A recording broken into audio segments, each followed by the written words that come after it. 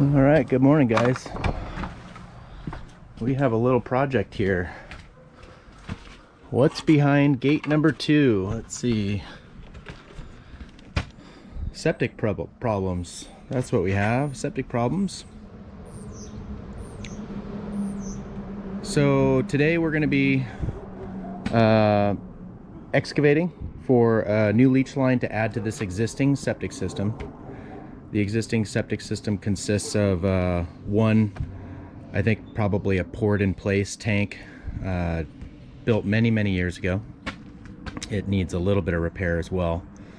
There are 2 existing leach lines that run out in a Y kind of a shape here that consumes that area of the yard, and you can see the yard's very small. So we're going to trench and install a new leach line over here.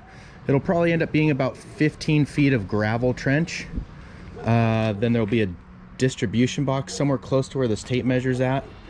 And we're going to tie into the existing outlet pipe with the diversion valve so we can cut off wastewater flow to the existing leach field and divert it to the new leach line.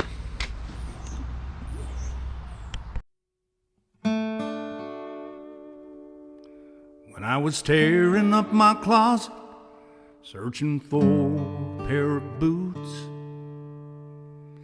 I noticed something in the corner just past my tennis shoes. And from the past the memories came like it was yesterday. I'd found something that my daddy wore that I had laid away. Well, they were size 12 and made well, shined like they were new. Daddy always kept them polished, really looking good. It's the only style he ever wore that I ever knew. And when Dad and I would take a walk, this is what I'd do. I'd follow in his footsteps. I'd try to match his stride, 'cause everywhere that my dad went, I followed him with pride. He always waited patiently if I felt too far behind. Reminded of the love once more by those shoes my daddy wore. I heard a sound and turned around. I saw my little boy. He said, "Daddy, can you help me, please? I broke my little toy." I said, "Come on, son, we'll make it run. There's nothing we can't do. With a little luck and a little work, and lots of love for glue." I'd follow in his footsteps. I'd try to match his stride, 'cause everywhere that my dad went, I'd follow him with pride. He always waited patiently if I felt too far behind. Reminded of the love once more by those shoes my daddy wore. Reminded of the love once more by the shoes my daddy wore.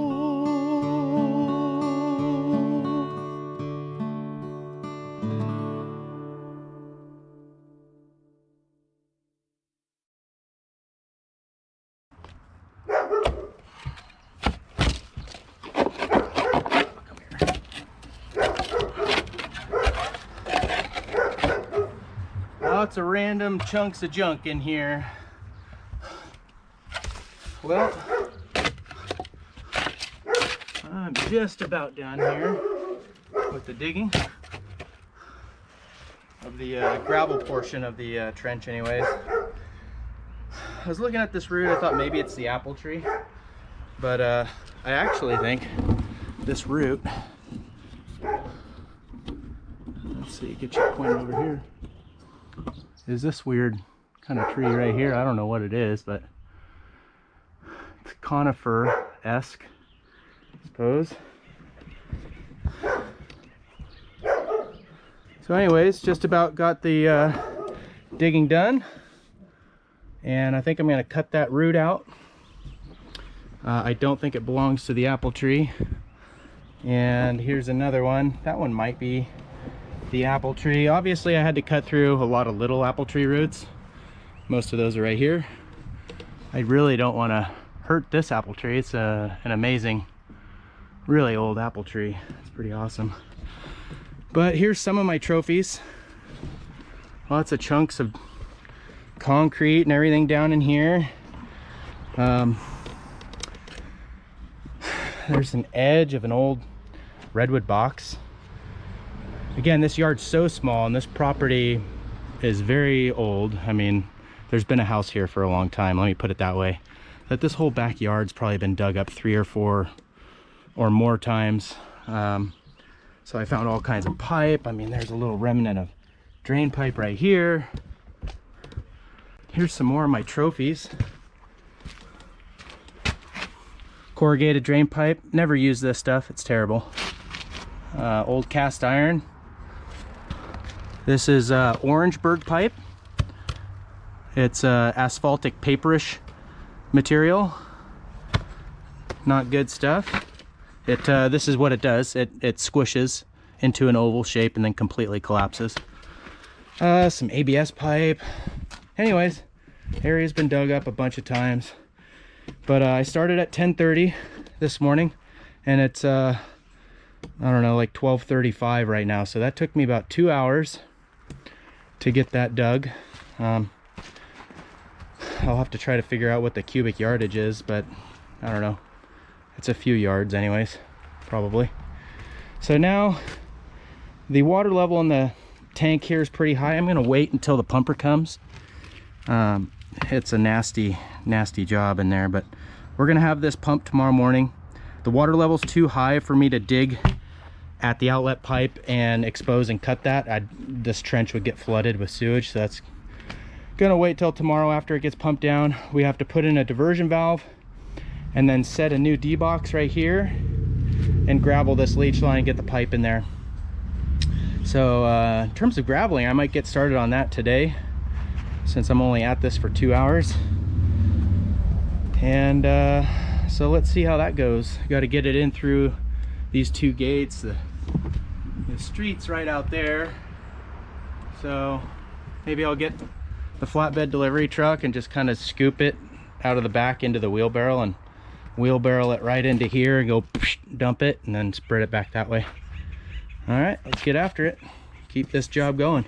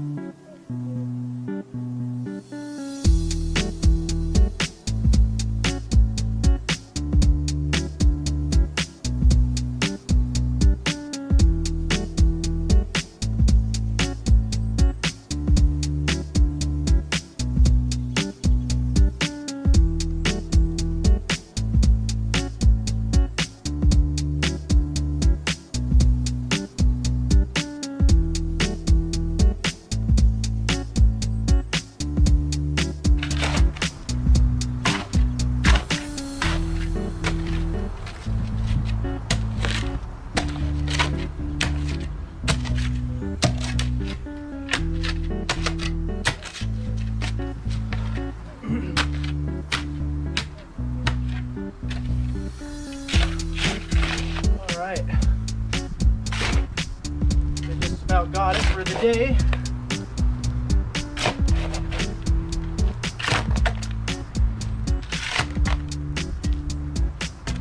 So I was digging this and I double checked the plans. Always double check the plans.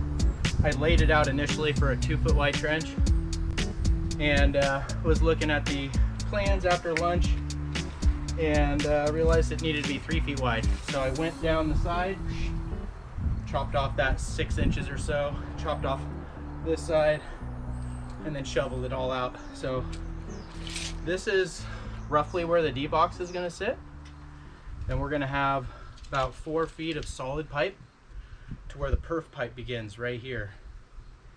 This is where the actual leach line starts, and you can see the trench bottom gets deeper by about 12 inches, and this will be drain rock and perf pipe through here.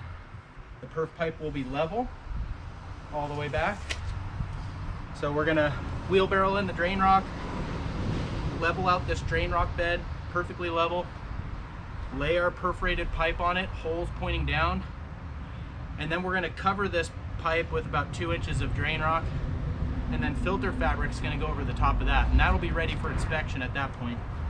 But pretty good little dig. Let's see here. It started at 10:30. Took like an hour and a half lunch, and it's 3:30 now, so not too bad. Anyways, next step is filling it in with some drain rock. I get you a close-up look of the trench though. Not that it's like something you really care to see, but this is what it looks like. There was lots of chunks of concrete in here that I had to kind of deal with. That's never fun when you're taking a full swing with a shovel and you hit a chunk of concrete. That's a wrist buster. There's some more chunks of concrete, some old corrugated pipe. I don't recommend ever using that kind of pipe, by the way. Old cast iron, right? Some ABS pipe, Orenco. This is called Orangeburg pipe here.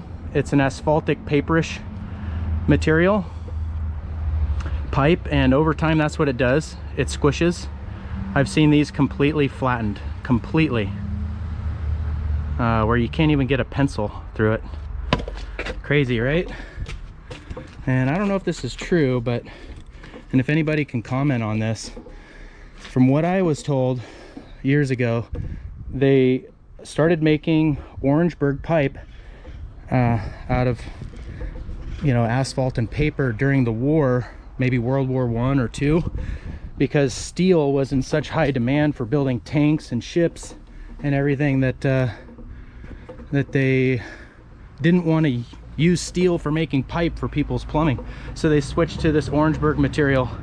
I could be wrong. I'd love to hear some comments on that if anybody knows. So yeah, I don't know if I'm gonna start drain rocking this thing this afternoon, but tomorrow morning this is gonna get pumped. The water level's too high for me to dig too close to it, but this will get pumped tomorrow. We're gonna drain rock this, perf pipe, gravel, filter fabric, and make our connections right here. Over and out.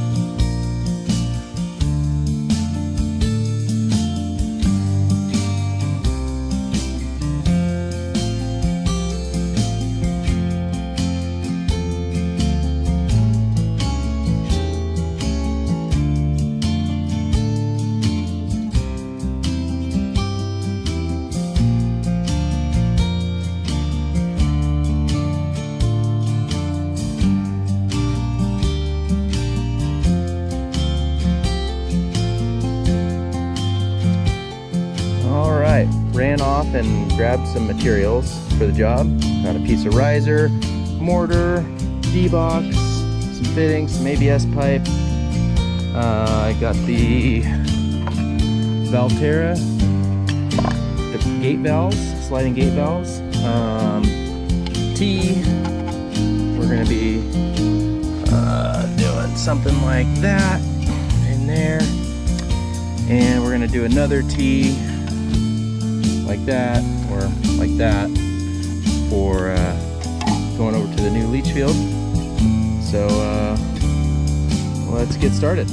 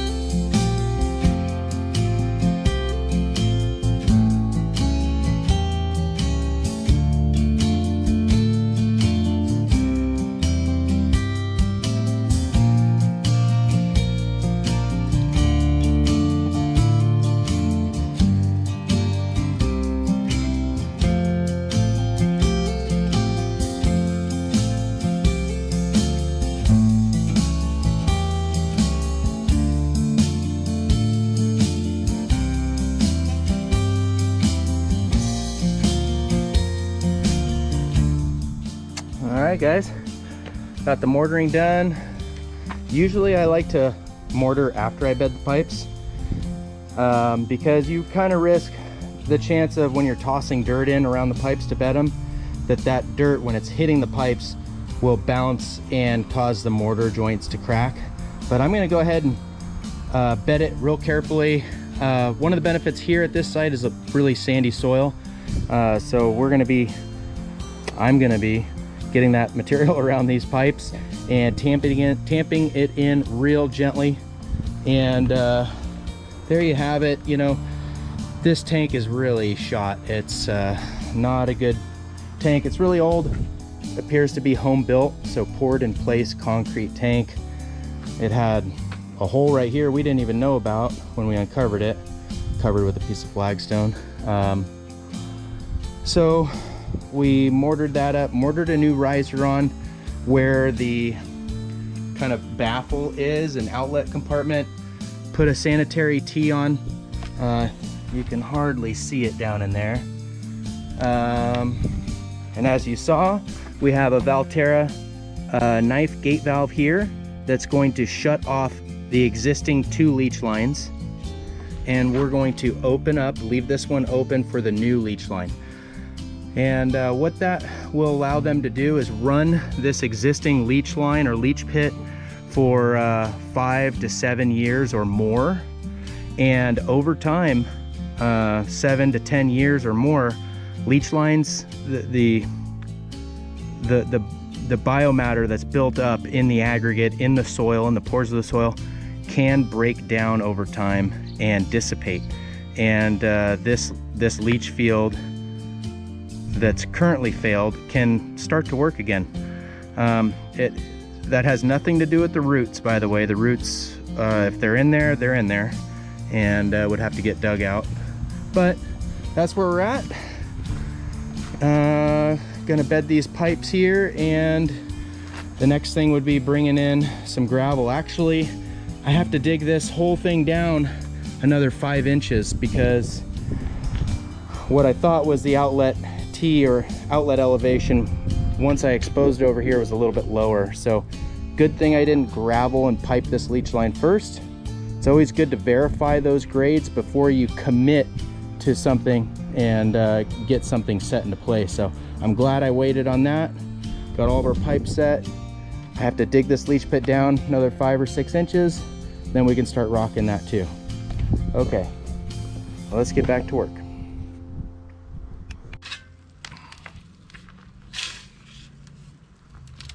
Just real gentle.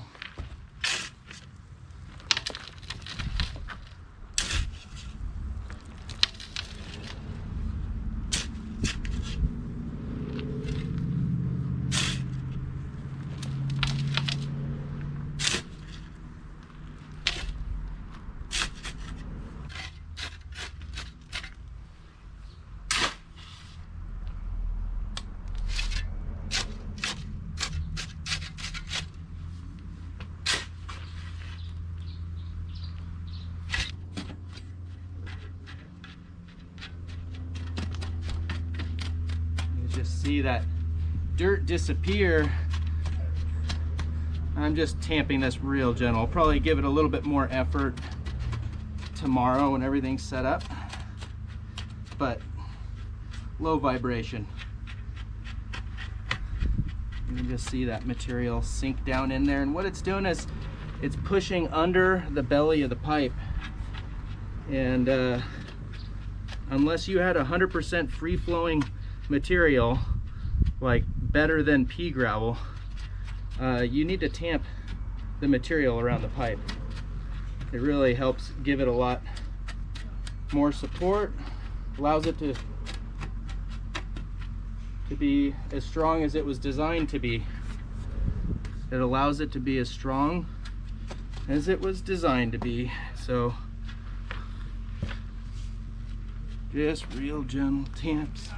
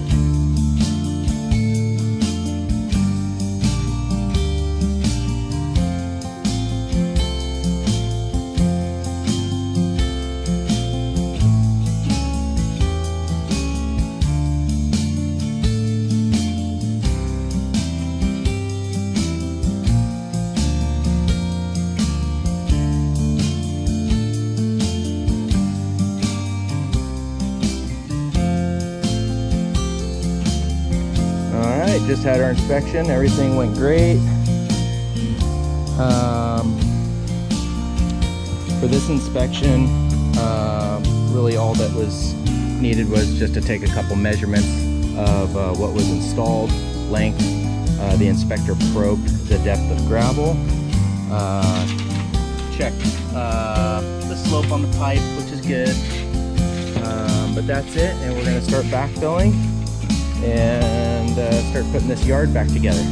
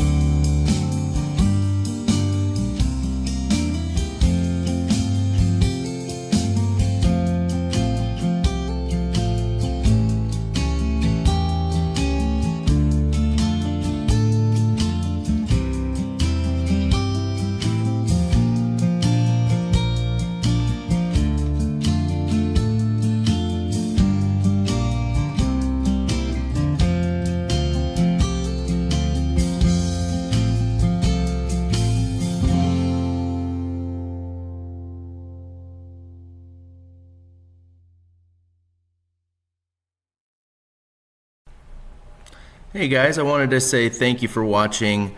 I do a lot of septic system work, and there's going to be a number of videos coming up because it is the season. Summer season is septic season, and these videos are going to be very similar to this one. Maybe not a hand dig like this video, but they're going to be very informational. So if you're really looking to get a lot of information about how septic systems are installed, stay tuned, subscribe, give me a thumbs up, and we'll see you on the next one.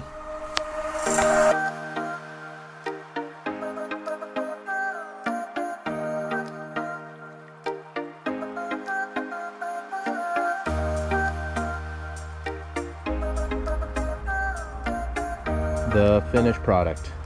There you have it.